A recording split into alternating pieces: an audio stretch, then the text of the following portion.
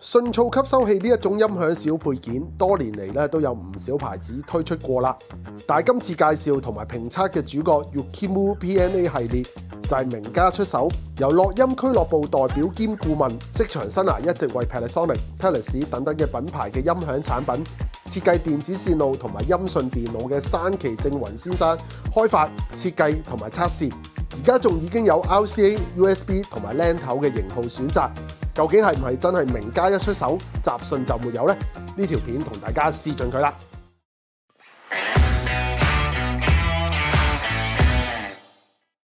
大家好，我係慧，歡迎嚟到 feversound.com。咁喺正式開箱之前，提提大家，如果想接收最新影音資訊、產品評測或者教學影片嘅朋友咧，記得訂閱我哋 feversound.com 嘅 YouTube channel，follow 我哋 IG 同 like 我哋 Facebook， 有最新嘅影音資訊會啲 social level 同大家分享嘅。如果大家中意一條片咧，就記得 CLS、comment、like 同埋 share， 因為呢三部曲令到呢條片咧推送俾更多人睇。唔該晒大家先。咁今日同大家試玩咧就係咧嚟自日本嘅品牌 Yukimu 啦，佢哋一個咧叫做超級音響配件嘅產品啊。咁就係咧而家台面呢三款產品就係佢哋嘅迅噪吸收器啊！咁呢三款產品咧，其實咧喺嗰個 form factor 上邊啦，會有少少唔同，亦都可以咧針對住用家自己嘅需要啦，就揀翻適合嘅型號。咁事不宜遲啦，我哋就開箱睇下其中一款係點先。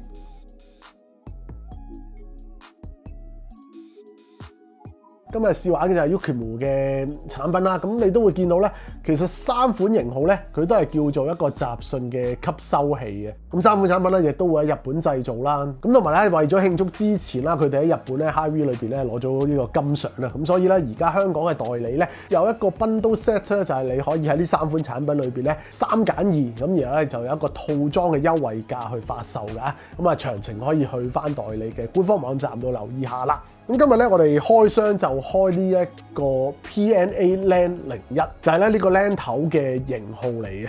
嗱，咁啊，你又見到佢嘅包裝係咁啦。咁由包裝盒後邊咧，亦都有一啲咧產品嘅日文嘅資訊簡介嘅。咁你就會見到係 RG45嘅頭啦。咁同埋咧就由 Yukimu 嘅產品主理人啦，呢個山崎先生咧去做開發嘅。好，咁而家開個盒睇下先啦。好，咁打開咗個盒之後咧，你就會見到呢一個咁樣嘅木盒噶啦。咁上邊咧有張和紙咧去包住呢一個盒嘅。咁搣開咗嗰張和紙之後咧，你就會見到佢有個叫約個約字喺呢一度嘅。咁呢一個開箱咧，其實咧真係可以話咧充滿住日本產品嘅感覺嘅，個儀式感咧好重啊！好，咁打開咗盒之後咧，你就會見到咧個產品就係100% 咁由山崎先生咧去做生 design 啦、生產啦，同埋咧去檢測嘅。咁而家試緊呢個係030嘅 serial number 嚟啊！咁由呢張卡紙咧，其實亦都有山崎先生究竟咩來頭啦。咁之後咧，你就可以見到 Yukimu 呢一隻集訊吸收器，就係 LAN 頭版本 PNA LAN 01啦。咁由呢個產品咧，其實咧就可以扭開咧，之後就見到佢裏邊個餡係點嘅。咁呢一個東西咧，就主要就係愛嚟咧吸收呢一個集訊嘅啦。但係廠方咧就堅持啦，唔會做一個可換頭嘅設計，所有零件啊都會直接焊接，將呢個內部嘅電阻啦減到最低啊！亦都見到啦，其實為咗避免刮花啦，咁喺呢個新產品裏邊咧係會有張貼紙保護住個尾呢個位㗎。不過咧用之前就記得搣咗佢啦，唔係咧就會影響到成個聲音嘅開揚度。由 LAN port 呢一個位咧，亦都會咧有一個膠殼咧保護住嗰個接頭嘅。拉開之後咧，你就可以見到個接頭嘅真身啦。咁 Yukimu 另外兩款產品咧，就係我咧而家手頭上呢兩款嘅裝置啦。咁分別咧就係 RCA 插頭嘅 PNA RCA01啦，同埋咧 USB 大頭即係 Type A 插頭嘅 PNA USB01嘅。咁所以咧，其實真係可以因應你嘅自己嘅需要啦，買翻相應嘅插頭，然後咧就可以用喺你嘅器材上邊啦。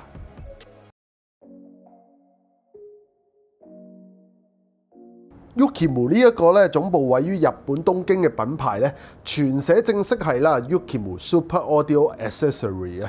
由品牌名咧應該可以得知啦，佢哋非常專注研發同埋生產咧高級音響配件產品啊。咁包括咗啊除靜電素呢個 ASB1、ASB2 Iron、黑膠真空穩定器 CVS1、唱盤墊黑林等等啊。而要講佢啦，最為香港玩家熟悉咧，就一定係今次嘅主角 PNA 系列啦。PNA 系列嘅產品啊，就係由咧著名音響設計師山崎亞雲先生咧負責開發啊。咁山崎先生咧，早喺1977年咧已經咧加入松下電器產業，仲一直咧從事唔同音響以至影音器材嘅音訊電路設計，包括咗咧 Teles 嘅產品，仲會針對咧電路嘅技術、低噪音化去提升器材嘅音質表現啊！咁去到2019年啦，山崎先生就退休啦。不過咧，事隔1年佢就退而不休，成立啦呢個樂音俱樂部啊，繼續開發原創嘅音訊配件。而 Yukimu PNA 系列嘅 RCA 型號 PNA RCA01咧，就係樂音俱樂部啦喺2020年咧宣布推出嘅第1號製品啦。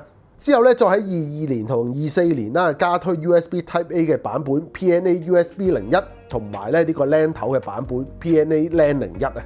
咁其實咧3款產品內部嘅概念啦，其實係非常接近嘅，都係咧以電阻加電容串聯電路吸收設備入面嘅雜訊，喐化成電磁波吸收片啊，去吸收內部電路傳導嘅雜訊，同埋咧低阻抗嘅金屬外殼吸收高頻雜訊，兼咧加強虛擬接地嘅效果。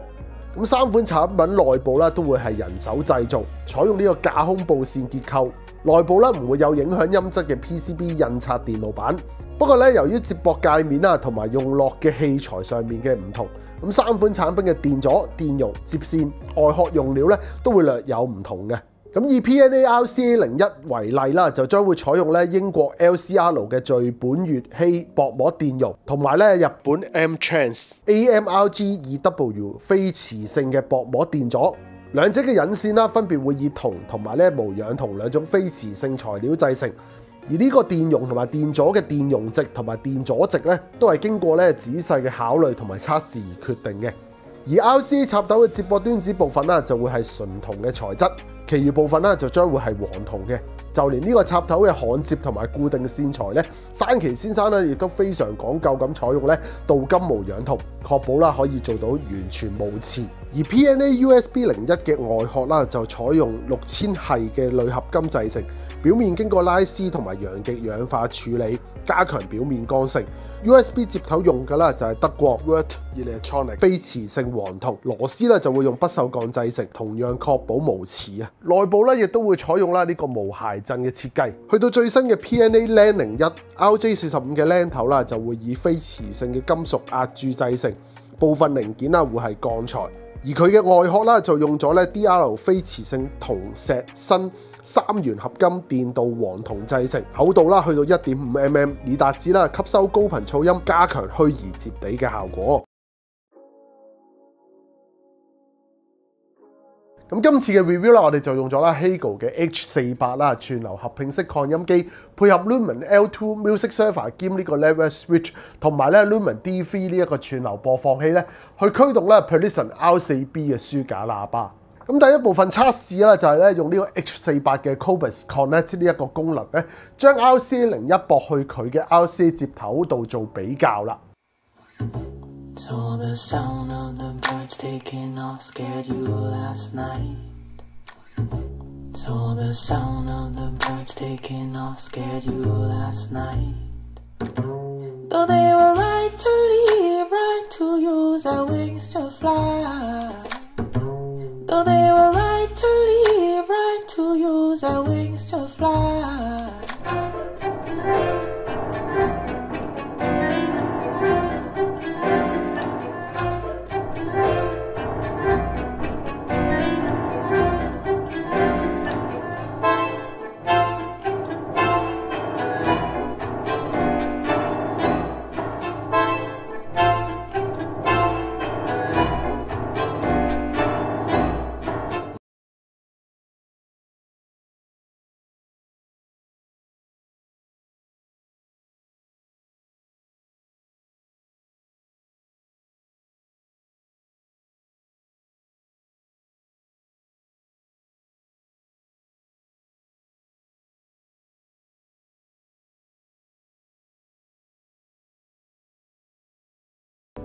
咁我自己覺得啦，駁咗 RCA01 之後嘅改善啦，可以話係咧十分之顯著嘅。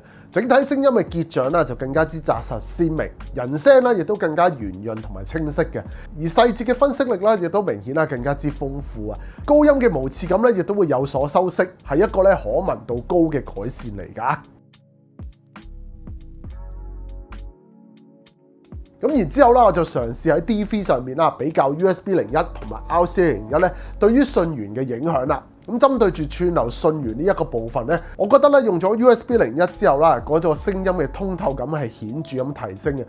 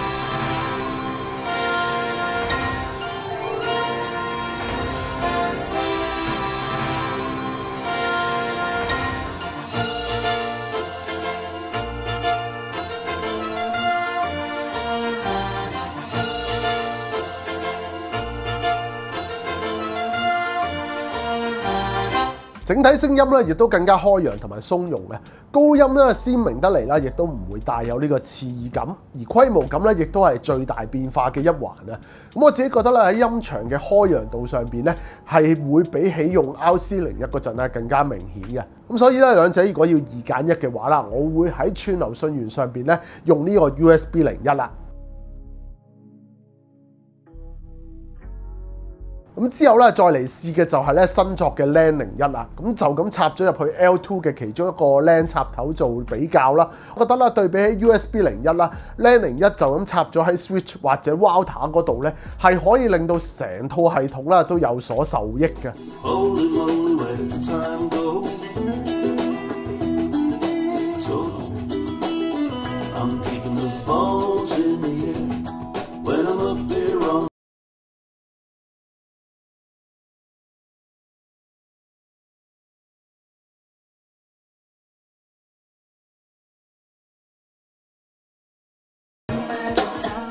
Every time you are near, on the day that you were born, the angels got together and decided to。我自己覺得咧，可能喺用途上邊啦，就會比起 USB01更具彈性啦。咁不過啦，嚟到呢一個位嗰陣啦，我又諗下咧 USB01究竟仲有啲乜嘢可以去玩呢？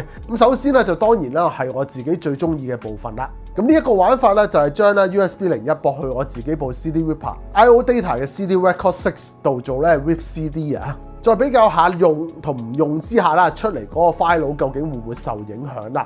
咁而呢一個位啦，即使係將 file 就咁放喺個智能電話，然後咧用一個藍牙嘅頭戴式耳筒去聽啦，都會覺得咧用咗 USB01去 rip 出嚟嘅 file 咧，喺細節嘅豐富度啦、高音嘅通透感啦，同埋整體聲音嘅無刺感上邊咧，都會咧比起冇用嗰陣咧有一個好大嘅優勢嘅。